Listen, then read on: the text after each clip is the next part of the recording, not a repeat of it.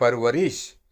एक मासूम बच्चा जिसके जन्म के एक दिन पहले उसके पिता की मृत्यु हो जाए, उसके जन्म की खुशी भला कौन मनाएगा। माँ अपने पति के मरने के गम में रो रो के बेहाल बेचारी क्या खाएगी और मासूम बच्चे को क्या दूध पिलाएगी।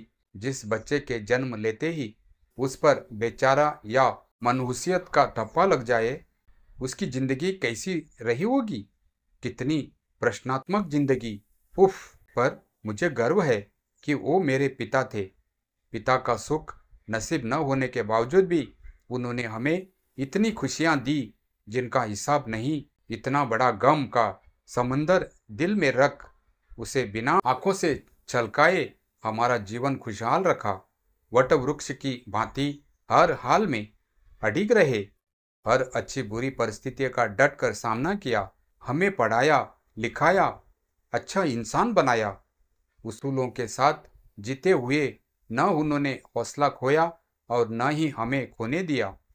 अच्छे संस्कार देकर हमें दूसरे घर विदा किया। अपने आंसुओं को कोरों में दबा कितना पत्थर हृदय कर उन्होंने हमें विदा किया, जिससे कि हम दुखी न हो। दुखी हम तब हुए जब हमें अपने पिता की दर्द भरी दास्तान सुनी और सोचा कि कभी हमारे पिता का मन भी किया होगा कि उन्हें भी कोई कंधे पर बिठा मेले ले जाता। जब वो जिद करते तो कोई उनकी भी ख्वाहिशें पलक झपकते ही पूरी करता। हर वक्त साये की तरह साथ रहता, लाड प्यार करता। दिल फट गया ये सोच के कि जो अच्छी परवरिश हमें मिली वो उन्हें कभी नहीं मिल पाई। शायद यही जिंदगी की विडंबना है। जिसे पिता का साया नसीब न हो वही दूसरों के लिए वटवृक्ष बन जाता है। हमारे पिता ने माँ की गोद में ही अपनी दुनिया देखी, लेकिन अपनी संतानों की दुनिया में हर वो रंग भरा जो शायद उन्हें खुद कभी नसीब न हुआ। कितनी बार मैंने उनके चेहरे पर थकान देखी, पर उनके होठों पर मुस्कान हमेशा तैयार रहती थी। कभी किसी शिकायत को उनके शब्दों में नहीं सुना।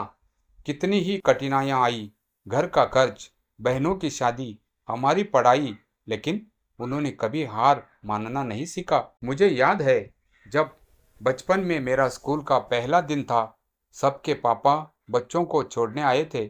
मैं माँ का हाथ पकड़कर खड़ा था और मन में हल्का सा मलाल था कि काश मेरे पापा भी होते। उसी वक्त मेरे पिता ने घर से बाहर आते हुए हौले से मेरा सिर सहलाया और बोले, बेटा आज से तुम्हारी जिम्मेदारी और बढ़ गई है। स्कूल सिर्फ किताबें नहीं सिखाएगा बल्कि जिंदगी जीना भी सिखाएगा। याद रखना, मेहनत और ईमानदारी ही सबसे बड़ा सहारा है।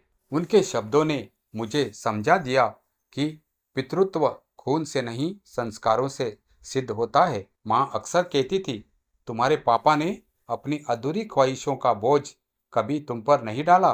उन्होंने तो तुम्हें उड़ने के लिए पंख दिए हैं। सच में कितने त्याग और बलिदान छिपे थे उस कठोर चेहरे और कोमल दिल में। आज जब मैं खुद जीवन की भागदौड़ में हूँ तो सोचता हूँ, अगर पिता हमें सिर्फ भौतिक सुख सुविधाएं देकर छोड़ जाते तो शायद हम सिर्फ अमीर होते, पर इंसान नहीं। उन्होंने हमें इंसान बनाया। उनकी परवरिश का असर ही है कि हम आज भी मुश्किलों में टूटते नहीं बल्कि डट कर खड़े रहते हैं। हमारी जीत उनकी जीत है, हमारा हर सम्मान उनका सम्मान है। कभी कभी मन करता है काश मैं समय को पीछे मोड़ पाता और बचपन में उन्हें वो सब दे पाता जो उन्हें कभी ना मिला। लेकिन शायद यही जिंदगी का सच है। कुछ लोग दूसरों की जिंदगी रोशन करने के लिए अंधेरों में जीते हैं और मैं गर्व से कह सकता हूँ, मैं उस पिता की संतान हूँ जिसकी परवरिश ने मुझे इंसान बनाया। पिता की जिंदगी किसी किताब की तरह थी। हर पन्ने पर संघर्ष लिखा था, लेकिन हाशियों पर मुस्कानें। माँ अक्सर सुनाया करती थी कि किस तरह उन्होंने पहली बार पिता को खेत में काम करते देखा था। सुबह सूरज निकलने से पहले ही खेत में पहुंच जाते और देर रात थके हुए लौटते। तब उनका अपना बचपन कहीं पीछे छूट चुका था। वही उम्र जिसमें बच्चे खिलौनों से खेलते हैं। पिता खेतों में हल चलाकर परिवार के लिए अन्न उगाते थे। बेटा, माँ बताती, तेरे पापा ने बचपन से ही परिवार को संभाला। अपनी पढ़ाई भी आधे में छोड़नी पड़ी, लेकिन उन्होंने कभी हार नहीं मानी। अपने अधूरे सपनों की चिता पर हमारे सपने सजाए। मुझे याद है, एक बार सर्दियों की कड़कड़ाती सुबह थी। हमारा स्कूल टूर जाना था। मेरे पास मोटी जैकेट नहीं थी। मन भारी था। स्कूल में सब बच्चे नए नए स्वेटर और जूते पहने थे। उसी शाम जब मैं उदास होकर लौटा तो देखा पिता घर के आंगन में बैठे थे। उनके हाथों में नया स्वेटर था। मैंने पूछा, पापा, ये कहाँ से आया? उन्होंने मुस्कुराते हुए कहा, बाजार से बेटा। ठंड में कांपेगा तो मुझे नींद कैसे आएगी? बाद में माँ ने धीरे से बताया, पिता ने अपने लिए खरीदा हुआ गर्म कोट वापस करके मेरे लिए वो स्वेटर लिया था।